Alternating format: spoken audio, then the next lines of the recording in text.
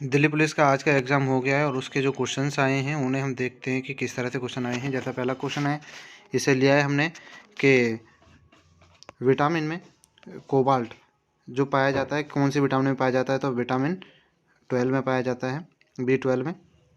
और ये सेल का जो होता है, हमारी कोशिका होती है, इसका पावर हाउस यानी कि पावर प्लांट होते हैं, इसे क्या बोलते हैं, माइटोकॉन्ड्रिया होता है। और इसी तरह से अगला प्रश्न है कि किस क्रिया के द्वारा ऊर्जा को मुक्त किया जाता है, तो ATP के द्वारा ऊर्जा को मुक्त किया जाता है। अगली जो फुल फॉर्म पूछी है वो है SMPS की। ये कंप्यूटर का क्वेश्चन है। इसमें स्विच मोड पावर सप्लाई इसकी फुल फॉर्म होती है। फुल फॉर्म बहुत इंपॉर्टेंट रहती है कंप्यूटर में। इसी तरह से अगला क्वेश्चन है कि जो ईमेल है उसके जनक कौन है, तो इसके जनक हैं रे टैरियल्स, जिन्होंने सन 1971 में ईमेल का आविष्कार किया था। कोबोल कोबोल एक कंप्यूटर की एक भाषा है जो एक बिजनेस लैंग्वेज है, यानी कि वैश्विक लैंग्वेज है। इसका फुल फॉर्म पूछा है, तो इसका फुल फॉर्म है कॉमन बिजनेस ओरिएंटेड लैंग्वेज। अगला प्रश्न है फिर कंप्यूटर से ओपेरा क्या है, तो ओपेरा एक वेब ब्राउज़र है, ठीक है। और अगला क्वेश्चन है कंप्यूटर से ही फिर से कि फंक्शन में जो फंक्शन की होती है F8, उसकी का क्या उपयोग होता है, तो हम उसका उपयोग करते हैं रिबूट के लिए, ठीक है। इसी तरह से अगला फिर कंप्यूटर का क्वेश्चन है, इसमें है रीडू। रीडू का शॉर्टकट जो की है वो क्या है, एक शब्द होता है रीडू, एक होता है अंडू, तो ये रीडू का पूछा है, तो कंट्रोल वाई होता है। और इसी तरह से अगला प्रश्न है कि 2007 में जो MS एक्सेल आया था उसमें कितनी सीटें हैं, तो 2007 का जो MS एक्सेल है उसमें 255 सीटें हैं। और अगला प्रश्न है कि हैदराबाद किस नदी के किनारे पर बसा हुआ है, तो सभी जानते हैं हैदराबाद मूसी नदी के किनारे पर बसा हुआ है।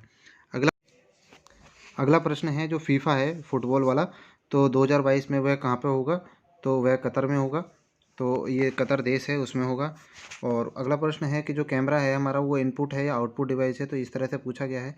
तो कैमरा यानी कि हमारा उसमें क्या होता है, काम को अंदर लिया जाता है, यानी कि इनपुट डिवाइस है। हीरा और जो ग्रेफाइट है, हीरा और ग्रेफाइट है जो, वो किसका अपरूपक है, ये है कार्बन का, तो ये कार्बन का अपरूपक है। अगला प्रश्न पूछा गया है MSP। इस समय MSP बहुत ज़्यादा करंट में चल रहा है, इसलिए MSP पूछा गया है इसमें। तो MSP का जो पूरा नाम है मिनिमम सपोर्ट प्राइस, जो सरकार के द्वारा दिया जाता है किसानों को उनकी सरकार फसल के उपज के आधार पर। और अगला प्रश्न है कि जो हड़प्पा हड़प्पा किस नदी के किनारे बसा हुआ है, तो हड़प्पा हमारा रावी नदी के किनारे बसा हुआ है, के पास बसा हुआ था। और जो जल का घनत्व पूछा जाता है कि इस सबसे अधिक होता है, तो जल का घनत्व सबसे अधिक होता है 4 डिग्री पे, तो ये यहाँ पर ये क्वेश्चन नॉर्मल आता है। और अगला प्रश्न है ये CPU की क्या फुल फॉर्म है, तो सेंट्रल प्रोसेसिंग यूनिट। और अगला है हमारा प्रश्न कि 2020 में ये किसे भौतिक के जो हमारा फिजिक्स है उसके लिए नोबेल पुरस्कार दिया गया है, तो उसके लिए जो हमारे वैज्ञानिक हैं वह रोजर पेन है एक तो, और रोजर पेन रोस हैं, राइन हार्ट हैं और आद्रे हैं। ये तीन हमारे जो नोबेल पुरस्कार विजेता हैं, तीन को ही दिया जा सकता है मैक्सिमम नोबेल पुरस्कार किसी एक सब्जेक्ट में।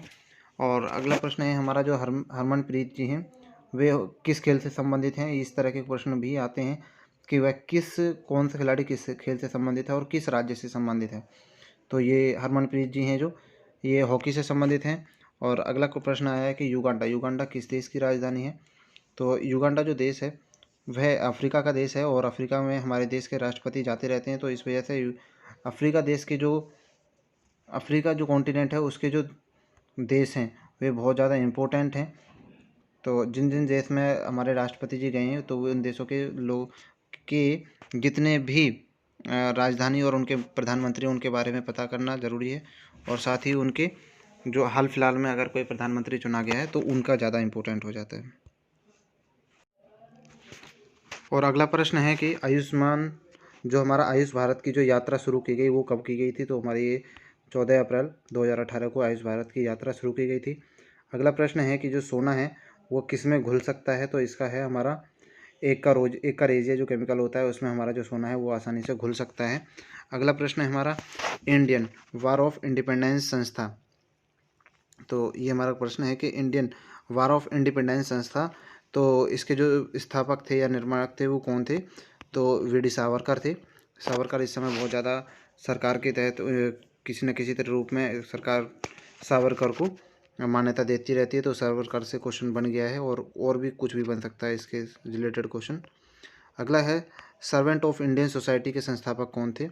तो जी.के. गोखले, ये गोखले जी थे जो सर्वेंट ऑफ इंडिया की सोसाइटी के संस्थापक थे। इसके साथ ही अगला प्रश्न आता है कि 42वें संविधान संशोधन में क्या जोड़ा गया?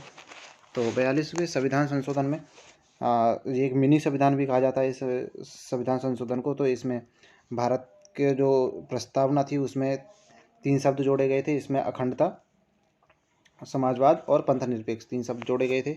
अगला प्रश्न है हमारा यूनेस्को से। यूनेस्को में भारत में कितने स्थल हैं जो जोड़े गए हैं? तो ऐसे हमारे देश में 48 स्थल हैं जो यूनेस्को के तहत जोड़े जा चुके हैं।